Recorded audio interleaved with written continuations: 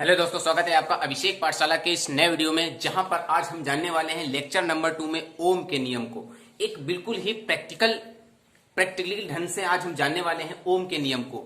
ये एक ऐसा नियम है, ये एक ऐसा टॉपिक है, आज का ये वीडियो ऐसा जिसके बारे में बहुत कम बच्चे जानते हैं, डीपली अध्ययन उसका बहुत कम बच्चे जानते हैं। तो दोस्तों, आज आप हमारे साथ इस वीडियो में पढ़ेंगे ओम के नियम को, बिल्कुल ही एकदम प्रैक्टिकली ढंग से पढ़ेंगे और जानेंगे कि किस प्रकार ओम का नियम एक बिल्कुल ही इजी मेथड से हमारे लिए क्लियर हो जाता है, जिसे हम एग्जाम में आसानी से कर पाते हैं और भविष्य में ना भूलने का प्रण ले लेते हैं। ठीक है, तो ओम के नियम में यहां पर हम सबसे पहले बात करने वाले हैं परिपथ की, यानी कि इस वीडियो से आप पढ़ना शुरू कर देंगे परिपथ को। तो यहां पर सबसे पहले हम जान लेते हैं कि परिपथ क्या होता है हमारा। ठीक है दोस्तों, मैं अभिषेक और आप देख रहे हैं हमारा यूट्यूब चैनल अभिषेक पाठशाला। जैसा कि आप जानते हैं कि आप इस चैनल पर, अपने इस चर्चित चैनल पर पढ़ते हैं इंटरमीडिएट की मैथ्स और फिजिक्स को एक बहुत ही लॉजिक और यूनिक तरीके से। तो आज के इस लेक्चर नंबर 2 में, जो कि विद्युत धारा चैप्टर से लिया गया है, वहां पर आज हम जानने वाले हैं ओम के नियम को, सत्यापित करेंगे बिल्कुल ही प्रैक्टिकल ढंग से। ठीक है, तो सबसे पहले हम जान लेते हैं कि ओम के नियम में परिपथ क्या होता है। बहुत सी वीडियोस में आपने पढ़ा होगा कि ओम का नियम किसी चालक में उत्पन्न विभवांतर तथा उसमें बहने वाली धारा के अनुपात को व्यक्त करता है, जो आर से व्यक्त किया जाता है, बस यही हो गया। लेकिन आज हम यहाँ पर आपको बताने हैं, बिल्कुल ही प्रैक्टिकली ढंग से आपको एकदम क्लियर करा देंगे। ठीक है, तो इससे पहले हम यहाँ पर जान लेते हैं परिपथ को। परिपथ क्या होता है? देखिए, कहने का मतलब है कि परिपथ वो है जहां पर विद्युत धारा का गमन हो। और सीधी सी बात है, आपने पढ़ा है, आप जानते हैं कि विद्युत धारा सदैव किसी बंद मार्ग पर चलना पसंद करती है, अर्थात उसका जो पथ होता है वो बंद होता है। कैसे? यदि हम थिंकिंग करें, विचार करें एक ऐसे चालक पर जो यहां से यहां तक है, ऐसे ये चालक है और यहां पर ये बीच में आपका खुला हुआ ओपन है। यदि इसमें हम धारा भेजते हैं तो क्या देखेंगे कि ये धारा यहां पर जाकर के इस तार की ओर नहीं जाएगी, क्योंकि यहां पर इसकी जो संधि है, मिलान जो है, इसका जो मेल है वो अलग है, टूट चुका है, इसलिए ये धारा इसमें यहां से यहां तक ही जाएगी। जैसे हम एक आपको एग्जांपल दिखा रहे हैं एक तार को लेकर के। आइए दोस्तों, देखते हैं, इस वीडियो में बहुत ही मजा आने वाला है यदि आप अंत तक इसे देखिए, और आप पाएंगे कि ओम का नियम हमारे लिए कितना इजी है। ठीक है, जैसे हमारे पास ये एक तार है, इसमें हम विद्युत धारा भेज रहे हैं इस तार में। तो यदि इस तार में विद्युत धारा आएगी इधर से इधर, इसमें विद्युत धारा, ये आपका एक परिपथ का कार्य करेगा। यहां पर कैसे? विद्युत धारा भेजी जा रही है, यदि हम इसको टच नहीं कराएंगे तो विद्युत धारा का गमन नहीं होगा। ठीक है, ये आपका एक खुला परिपथ है, इसे क्या कहेंगे? एक खुला परिपथ। यानी परिपथ की परिभाषा क्या होगी कि एक ऐसा रास्ता, किसका? धारा का। धारा का एक ऐसा रास्ता जो सतत तथा बंद हो, वो कहलाता है परिपथ आपका। फिर से रिपीट करते हैं, धारा का एक ऐसा रास्ता जो सतत तथा बंद हो, उसे कहते हैं परिपथ। सतत क्या होता है? कंटिन्यूटी, कंटिन्यू होना चाहिए। जैसे इसे हम अलग कर देंगे तो इसमें विद्युत धारा का गमन नहीं होगा, इसे हम आपस में जोड़ देंगे तो ये एक हमारा परिपथ हो जाता है। ठीक है, अर्थात इसमें धारा इधर से इधर जाने में आसानी से चली जाएगी, इसके बीच में कोई रुकावट नहीं, इसका मार्ग अब ये सतत हो गया है। ये जो हमने जोड़ा है यहां पर, ये मार्ग इसका सतत हो गया। जब इसको खोल देंगे तो ये मार्ग इसका सतत नहीं है, अर्थात यहां से ये टूटा हुआ है, अलग है, इसकी संधि नहीं है, तो ये परिपथ मेल नहीं करेगा यहां पर। अर्थात विद्युत धारा का गमन इधर से इधर नहीं हो सकता है। कब तक नहीं होगा? जब तक उस परिपथ का रास्ता सतत नहीं होगा। ठीक है, तो यहां पर परिपथ के बारे में क्या जाना कि परिपथ विद्युत धारा का एक ऐसा रास्ता है जो सतत तथा बंद होना चाहिए। ठीक है, परिपथ विद्युत धारा का एक ऐसा रास्ता है जो सतत तथा बंद होना चाहिए। और आप जानते हैं कि विद्युत धारा सदैव किसी बंद मार्ग पर चलना पसंद करती है। ठीक है, तो आइए देखते हैं परिपथ की डिफिनेशन को। देखिए, ये है परिपथ की डिफिनेशन। वैद्युत धारा का एक ऐसा मार्ग जो सतत तथा बंद हो, उसे कहते हैं परिपथ। ठीक है, हमने आपको एक वीडियो के माध्यम से, इस तार के माध्यम से बताया कि यदि दो तार कहीं पे खुला है और यदि उनमें विद्युत धारा भेजी जानी है तो एक तार से दूसरे तार में विद्युत धारा तभी जाएगी जब उनका संयोजन किया जाएगा, उनका मेल किया जाएगा। तो यहां पर यह व्यवस्था बन जाती है परिपथ। अर्थात परिपथ वही है जिसमें विद्युत धारा आसानी से गमन हो सके, या वैद्युत धारा का एक ऐसा मार्ग जो सतत हो, यानी कंटिन्यू हो, कहीं पर टूटा ना हो। कहीं पर टूटा होगा तो विद्युत धारा का गमन उसके आगे नहीं हो सकता है। और बंद होना चाहिए ऊपर पर। ठीक है, तो आशा करते हैं कि आप परिपथ समझ गए होंगे। अब हम यहां पर जान लेते हैं कि परिपथ को बनाने के लिए कुछ इंपॉर्टेंट अवयव और उनके प्रतीक क्या होते हैं, इनके बारे में जान लेते हैं। देखिए परिपथ हमारा जो है वो ओम के नियम में, आप सोच रहे होंगे कि यहां पर परिपथ को क्यों बताया जा रहा है, हमें तो प्रूव करना है ओम का नियम। तो ओम के नियम में परिपथ की आवश्यकता पड़ती है, इसलिए परिपथ को एक बिल्कुल ही बेसिक कॉन्सेप्ट से बताया जा रहा है। ठीक है, तो अब हम यहां पर देखेंगे क्या कि परिपथ के कुछ ऐसे अवयव जो परिपथ को क्रिएट करने में उसकी हेल्प करते हैं, वो कौन से अवयव हैं, चलिए देख लेते हैं। यहां पर हम लिख देंगे परिपथ के अवयव तथा उनके प्रतीक। ठीक है दोस्तों, यदि वीडियो को अंत तक देखेंगे तो बहुत मजा आने वाला है। यहां पर ओम के नियम को आप बहुत एक क्लियर आसान तरीके से समझ पाएंगे। परिपथ तथा उनके प्रतीक। देखिए परिपथ को क्रिएट करने के लिए सबसे पहले हमारे पास होना चाहिए वैद्युत सेल। सबसे पहली बात है कि हमारे पास क्या होनी चाहिए, सेल होनी चाहिए। सेल का साइन कैसे बनता है, यानी सेल का प्रतीक कैसे बनता है, देख लेते हैं। ये है हमारी सेल। ठीक है, नंबर 2 पर होनी चाहिए बैटरी। बैटरी का साइन कैसे बनता है देख लेते हैं।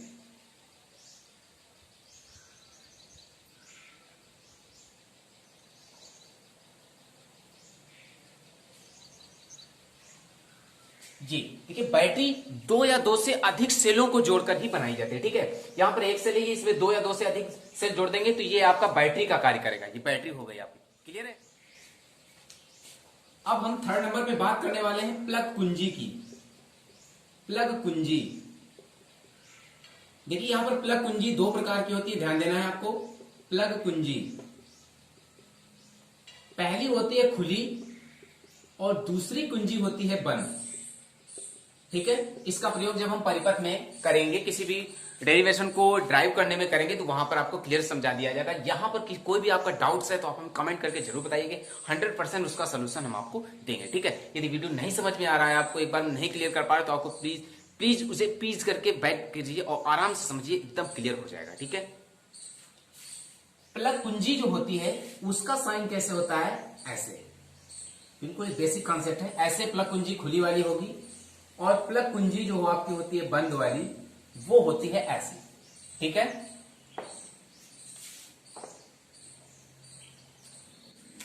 ठीक है, 5वें नंबर पे होता है एमीटर। ठीक है, एमीटर कैसे यूज होता है, ऐसे। एमीटर ए बनी होती है ऐसे, एक तरफ प्लस एक तरफ माइनस। 6ठे नंबर पर होता है वोल्ट मीटर। वोल्ट मीटर होता है, वोल्ट मीटर का साइन होता है V से, एक तरफ प्लस एक तरफ माइनस। देखिए यहां पर वोल्ट मीटर एमीटर में कोई अंतर नहीं है, बस इसे जब हम किसी परिपथ में यूज करते हैं तो कैसे यूज करते हैं देख लेते हैं। एमीटर को हमेशा किसी भी परिपथ में श्रेणी क्रम में जोड़ा जाता है, बात क्लियर। और वोल्ट मीटर को हमेशा किसी परिपथ में समांतर क्रम में जोड़ते हैं, बात एकदम क्लियर है। ठीक है, समांतर क्रम या पार्श्व क्रम। 7वें नंबर पर होता है आपका परिपथ में प्रतिरोध। It is very most important things for the Ohm's नियम। ये जो प्रतिरोध है, पूरी कहानी बच्चा प्रतिरोध के लिए ही तैयार की जा रही है। यहां पर जब आप इस ओम के नियम को पूरा क्लियर कर पाएंगे तब आपको पता चल जाएगा कि इसमें केवल प्रतिरोध को ही हाईलाइट किया जा रहा है। ठीक है, प्रतिरोध क्या होता है, देखिए प्रतिरोध का पहले साइन समझ लेते हैं। ऐसे प्रतिरोध होता है हमारा, ठीक है, ये प्रतिरोध होता है, इसे रेसिस्टेंस कहते हैं, आर से व्यक्त किया जाता है। ये प्रतिरोध होता क्या है, जब कोई भी चालक में धारा प्रवाहित की जाती है, जब किसी चालक में धारा प्रवाहित की जाती है तो धारा के मार्ग में जो रुकावट आती है, जो रुकावट डालने का कार्य करता है, वो व्यक्ति है प्रतिरोध। वो ये भाई साहब है जिनका नाम है, अच्छा सा नाम है, प्रतिरोध। ठीक है, इसके बाद में एक और इनके भाई साहब है, वो है परिवर्ती प्रतिरोध। ठीक है, परिवर्ती प्रतिरोध कैसे होता है, ऐसे इसका ये साइन होता है। इसका भी कार्य वही है जो प्रतिरोध का कार्य होता है। बस ये याद रखना है कि ये जो परिवर्ती प्रतिरोध है ये सदैव एमीटर के साथ कार्य करता है। बात क्लियर हुई, आराम से समझो, बहुत ही इजी तरीके से बता रहा हूं आपको, कोई भी डाउट्स नहीं रहेगा। बस आप हमारे साथ जुड़े रहिए, लास्ट तक इस वीडियो में, ठीक है। परिवर्ती प्रतिरोध हो गया और इसके बाद होता है हमारा बल्ब। बल्ब तो आप लोग जानते ही हैं,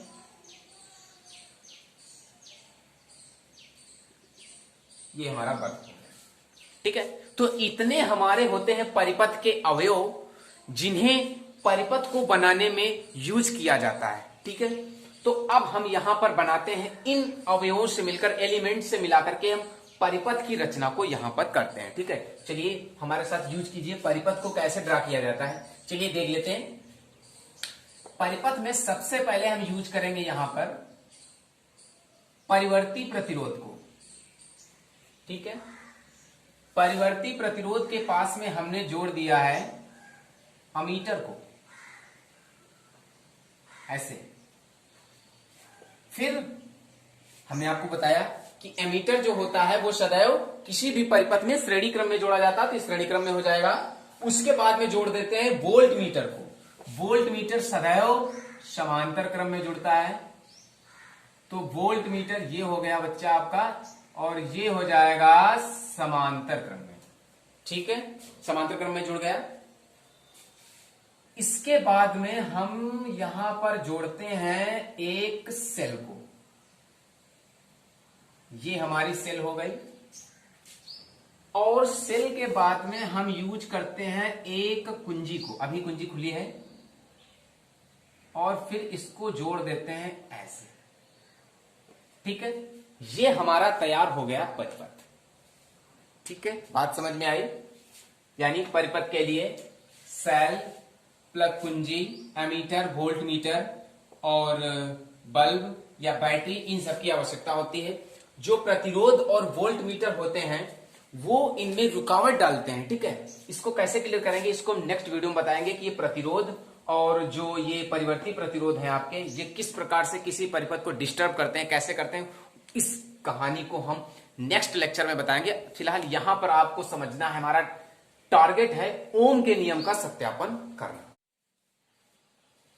चलिए अब क्या देखते हैं, परिपथ में थोड़ी बात कर लेते हैं। जब हम इस सेल के द्वारा इस परिपथ को जोड़ देते हैं तो देखिए यहां पर कुछ परिवर्तन होने लगते हैं, कुछ चेंजिंग होने लगते हैं। किसमें? वोल्ट मीटर और अमीटर में कुछ परिवर्तन होने लगते हैं, अर्थात वोल्ट मीटर और अमीटर रीडिंग करने लगता है, यानी पाठ्यांक देने लगता है हमें। तो देखिए यहां पर हमें निकालना पड़ेगा, एक सारणी बना लेते हैं V और अमीटर के लिए। देखो वोल्ट मीटर काहे में मापा जाएगा? वोल्ट में, V में नापा जाएगा, ठीक है। और अमीटर जो है वो काहे में मापा जाएगा? उसकी जो कैपेसिटी होगी, जो उसकी वैल्यू होगी, वो मापी जाएगी एम्पियर में, ठीक है। क्योंकि धारा होती है, इसमें धारा पड़ती है, इसमें वोल्ट का। तो यहां पर एक हम सारणी बना लेते हैं, किसके लिए? वोल्ट मीटर के लिए, वोल्ट मीटर के लिए। और अमीटर क्या पड़ेगा? आई धारा पड़ेगा एम्पियर, ठीक है। अब हम यहां पर क्या देखते हैं, देखिए वोल्ट मीटर और अमीटर की वैल्यू को पता करने के लिए यहां पर हमें एक नई बात को पता करना होगा, जो सामने देखो स्क्रीन पे लिखा जा रहा है, क्या? अल्पतमांक को पता करना पड़ेगा। अब आप समझेंगे कि अल्पतमांक क्या होता है। तो देखिए यदि आपने अपने सामने अमीटर और वोल्ट मीटर को देखा होगा तो उसके 0 से लेकर 1 तक, ध्यान देना, बिल्कुल आराम से समझना, बहुत ही लॉजिक चीज यहां पे बताने जा रहा हूं। 0 से लेकर 1 तक इतने खाने बने होते हैं बच्चा वोल्ट मीटर और अमीटर में, ठीक है।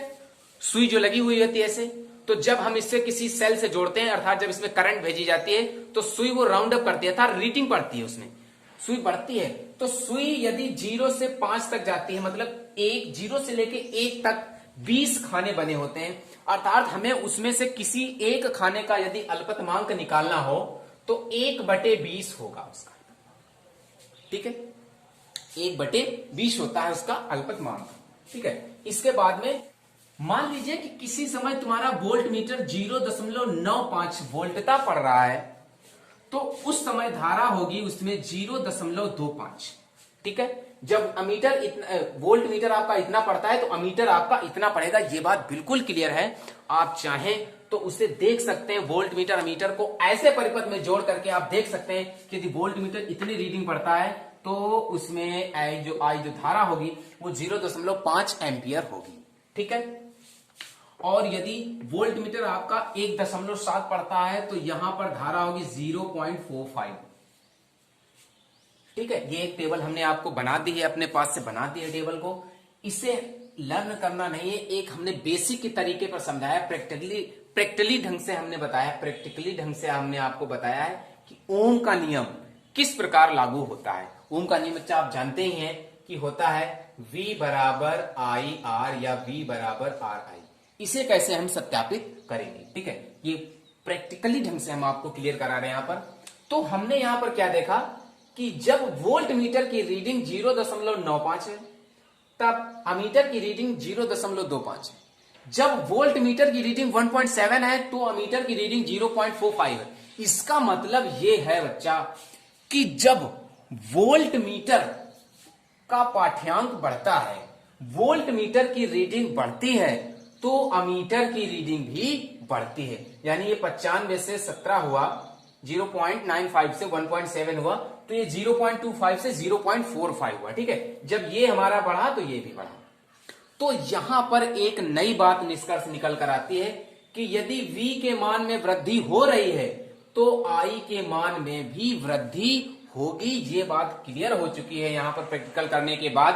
अर्थात जब हम लैब में ऐसा सर्किट बनाएंगे, ऐसा परिपथ बनाएंगे, तो हम वहां पर देख पाएंगे कि यदि वोल्ट मीटर में रीडिंग में परिवर्तन आ रहा है, अर्थात रीडिंग बढ़ रही है, तो अमीटर में भी रीडिंग बढ़ेगी। तो यहां पर बच्चा ये दोनों आपस में समानुपाती हो जाएंगे। क्या हो जाएंगे? समानुपाती हो जाएंगे। अब हम इनको देख लेते हैं, क्या देख लेते हैं, चलिए इसको बाद में देखते हैं। ये दोनों आपस में कैसे हो जाएंगे? समानुपाती हो जाएंगे। और हमने आपको बताया कि जब समानुपाती को हटाया जाता है तो यहां पर कुछ स्थिरांक जोड़ दिया जाता है। जब समानुपाती को हटाया जाता है तो यहां पर हम कुछ स्थिरांक या नियतांक जोड़ देते हैं, स्थिरांक इंटू आई। ठीक है, तो यहां पर क्या करेंगे, वी आई को हम यहां पर अपॉन में ले आएंगे, इधर बचेगा आपका स्थिरांक। बात क्लियर हुई? क्या बचेगा इधर? स्थिरांक। यानी V और I के मान को आपस में अनुपात करेंगे तो एक स्थिरांक आता है, स्थिरांक जिसे हम कहते हैं नियतांक, अर्थात एक ऐसा मान जो बदले ना, नियत रहे। कैसे क्लियर कर पाएंगे? देखिए यहां पर हम निकाल लेते हैं V बटे I। V बटे I का मतलब है यहां पर देखिए, V बटे आई का मतलब होगा 0.95 को 0.25 से जब डिवाइड करेंगे तो 3.8 आएगा। बात क्लियर? इसके बाद में 1.7 को जब 0.45 करेंगे तो इसका आएगा 3.777, इसकी वैल्यू आती है।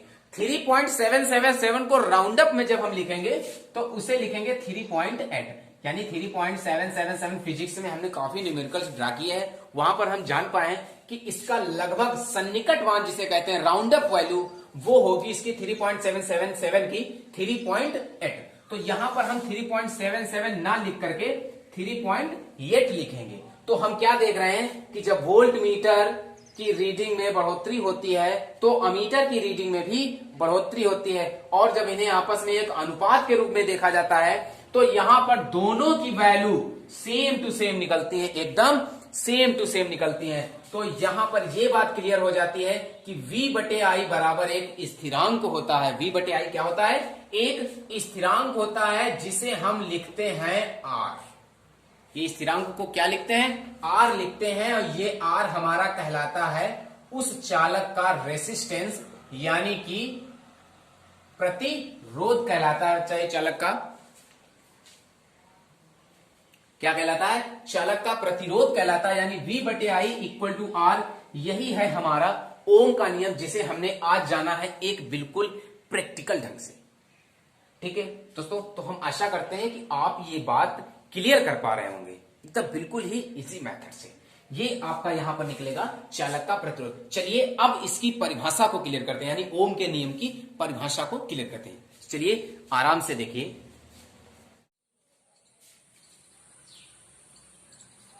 देखिए लिखा है, यदि किसी चालक यानी कि परिपथ, ठीक है, कि भौतिक अवस्थाएं यहां पर होंगी, जैसे चालक का टेम्परेचर, यानी उस परिपथ को कोई बाहर टेम्परेचर ना दिया जाए, दाब, उस पर कोई दबाव ना हो, लंबाई, उसकी लंबाई में कोई वृद्धि ना हो, ना ही वो चालक छोटा किया जाए, वो परिपथ छोटा किया जाए, आदि सभी चीजें स्थिर रहें। यानी इस परिपथ को ना ही किसी अलग टेम्परेचर में रखा जाए, ना ही इसको ज्यादा हीटिंग पावर दी जाए, ना इस पर कोई प्रेशर डाला जाए, और ना ही इसकी लंबाई में वृद्धि की जाए या छोटी की जाए। ये सब चीजें अगर स्थिर हैं, बदल नहीं रही हैं, नियत रहे हैं किसी चालक की, तो चालक के सिरों के मध्य उत्पन्न विभवांतर यानी V और उसमें प्रवाहित हो रही धारा यानी I के समानुपाती होता है। क्या? चालक के सिरों के मध्य विभवांतर उसमें उत्पन्न हो रही धारा के समानुपाती होता है, यानी विभवांतर उसमें उत्पन्न हो रही धारा के समानुपाती होता है। तो V प्रोपोर्शनल I या V इक्वल टू, हमने आपको बताया कि जब प्रोपोर्शनल को हटाते हैं तो यहां पर एक स्थिरांक यूज करते हैं इंटू I, तो V upon I equal to स्थिरांक हो जाता है। स्थिरांक का मतलब नियतांक जो बदले ना, तो इनकी वैल्यू को हमने यहाँ पर एक डायग्राम यानी चार्ट के माध्यम से बताया कि इनकी वैल्यू चेंज नहीं हो रही। अतः यहां पर यह प्रूव हुआ है कि V अपॉन I एक स्थिरांक होता है, जिसे हम R का नाम दे देते हैं, यानी V upon I equal to R हो जाता है, जो कहलाता है तुम्हारे चालक का प्रतिरोध।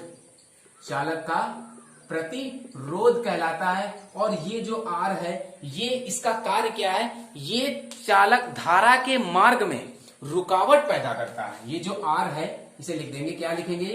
ये आपका बनाता है धारा के मार्ग में रुकावट प्रदर्शित करता है। आर का जो यहां पर कार्य है, वो धारा के मार्ग में रुकावट डालने को प्रदर्शित करता है। ठीक है, तो यहां पर ये आपका प्रूव हुआ V upon I equal to R, या हम इसे लिख सकते हैं V बराबर I इंटू R। ठीक है, V बराबर I इंटू R। इसे सर्वप्रथम हमारे ओम ने प्रतिपादित किया, इसीलिए इसे ओम का लॉ, ओम का नियम कहते हैं।